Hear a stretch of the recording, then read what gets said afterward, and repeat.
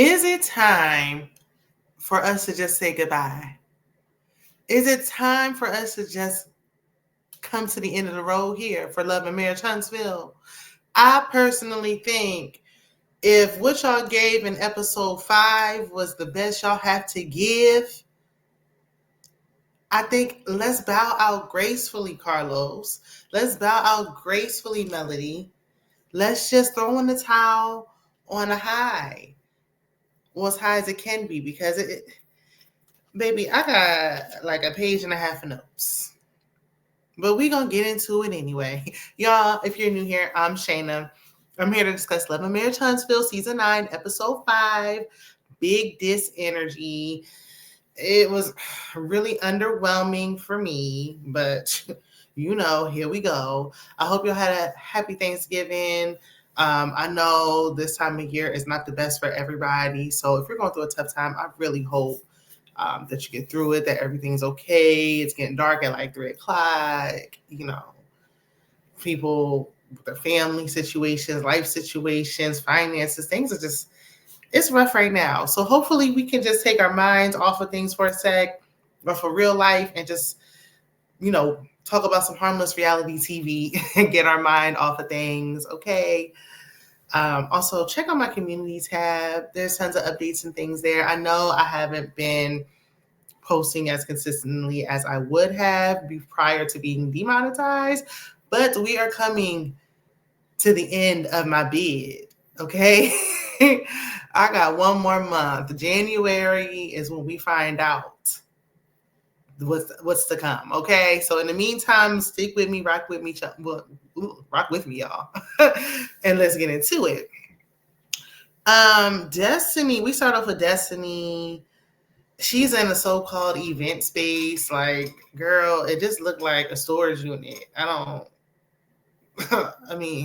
Okay.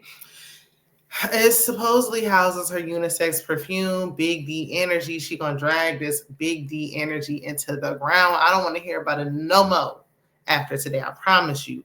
She sells Big D unisex perfume that neither male nor female, man, woman, cat, dog, nobody really is wearing.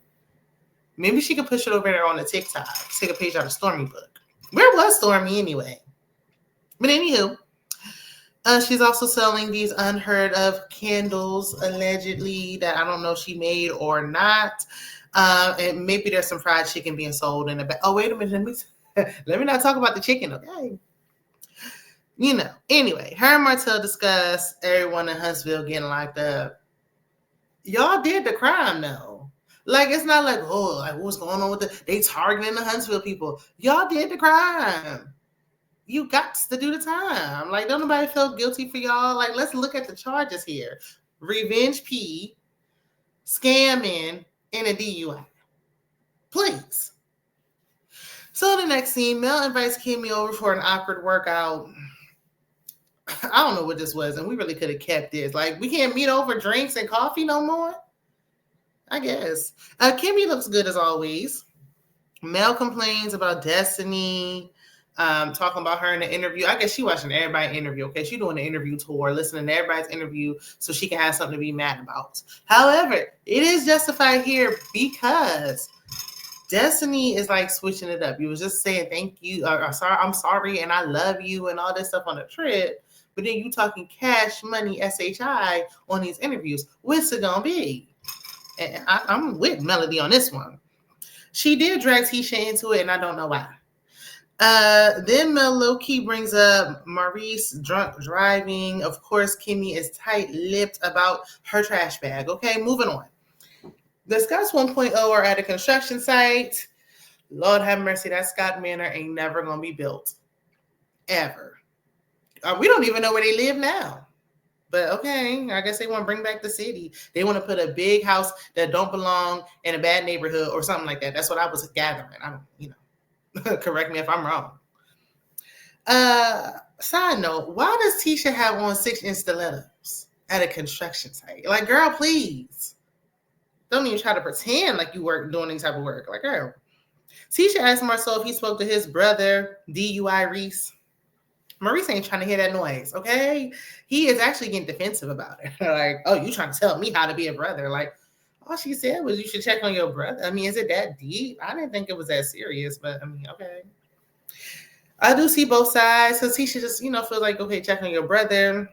However, Maurice was drunk driving in broad daylight. This was midday. This is not late night. And he is a so-called lawyer. So, I mean, Marceau has a point. What can he say at this point that's going to change anything? Nothing at all. But, I mean, you can ask if your brother's okay, even though he was the one who was in the wrong. But I digress. Moving on. Destiny is having some kind of adult field day with tacky trophies. And Kimmy arrives. She addresses Destiny, throwing shade at Mel, allegedly, because I ain't hear what was said, but that's what they said. She brings up the interview. Destiny don't know which interview she's talking about. Kimmy mentions that only Destiny and Martell checked on Maurice. And again, like, he was the one who committed the crime. I'm confused. Now, Destiny was trying to get Kimmy to call Melody. For what reason, I don't know. Trying to invite her to this thing that she ain't going to show up to, especially if Martell's going to be there. She don't like y'all. I don't know how many ways she got to say it, but, okay. Kimmy couldn't even get through to her. She talking about Destiny like, you must be blocked. She's like, I ain't blocked. Maybe you are. Maybe you are. Never know with Melody, child. I never know. So we get to the adult field day. Clearly, Mel having ill feelings towards Destiny in that interview is getting to Destiny because she looked kind of down and out about it. Just when you thought you made up with her, Destiny. I would just not even do no more interviews if I were you. But okay.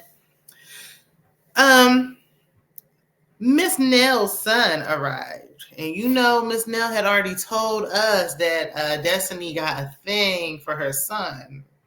Mm-hmm. He's a handsome guy. It's just, do he live with his mama? Because it would be a hard no for me. But this ain't about me. Nell said Destiny is getting that big D energy from her son. Awkward. But anywho, Martell walks up flirting with Tisha again, talking about, I was wondering who is that in the pink. Part of me thinks like, yeah, he really do like Tisha's newer assets. Ever since she got that BBL, supposedly he been on her. But he also like to piss Marceau off because it's so inappropriate and tacky. Then, and he wondered why Marceau don't like him. He's also low-key looking for Melody. Because he like, oh, well, I mean, Melody, has issues with everybody in the group. Where's Melody? Melody do not want to see you. He going to spend the rest of his life looking around for her. Looking for what he lost. Oh, well, that's what you get. Melody is not going to be there. Like, be very for real. Like, you knew she was not coming. Period. So they play musical chairs, and there's some sexual innuendos between Destiny and Martell. And that's why Melody keeps thinking that y'all did something. Because why y'all keep doing that? Why you? And then when Martell makes a little sly comments, Destiny don't really check him like she needs to. If you my friend, you ain't disrespect me so. But I guess y'all. After the physical game competitions and, they was playing tug of war, whatever, child. Volleyball, I don't know, something like that. Destiny decides to have a questionnaire to really get the mess started because it's just too boring. So she asked Martell who hurt him in the group. And he went all around the bush, child, to basically say that Marceau did when he talked about him in the interview. Marceau said he don't respect Martell for that revenge pee. Marceau said he don't respect Martell for that revenge pee. Martell said that's not true. That's not what he got locked up for. Marceau was still standing on business. Like, and nobody asked me what your charges were. They asked me about the revenge pee.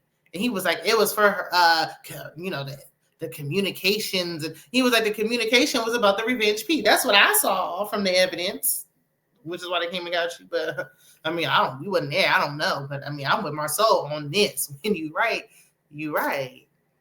Next thing you know, they get the back and forth arguing, and Martell talking about, I know that you slept with at least 20 women, and Marceau said that's a lie. We don't know how many women it could have been. It could have been 5. It could have been 25. We don't know. To me, it seemed like when he said that's a lie, his number was just off. But nobody has yet to come out with any valid proof or no evidence. Do I think that Marcel did something? Yes. Is there any factual evidence to back this up? No. No one's come out with anything, and it's like been 175 seasons. None. Nothing at all. So they going back and forth arguing, and Marcel just saying stuff that don't even make sense. I'll put $50K on it, and Marcel like, you don't even got $50,000. I don't even think he got $5,000. If you ask me, nobody asked me, but I'm gonna tell you anyway. And then Marcel talking about I got receipts, and you want me to pull it up? I'll go get my phone, and he done threw Tisha in it, and she just sitting there looking, everybody just looking around, and she just like, you know what?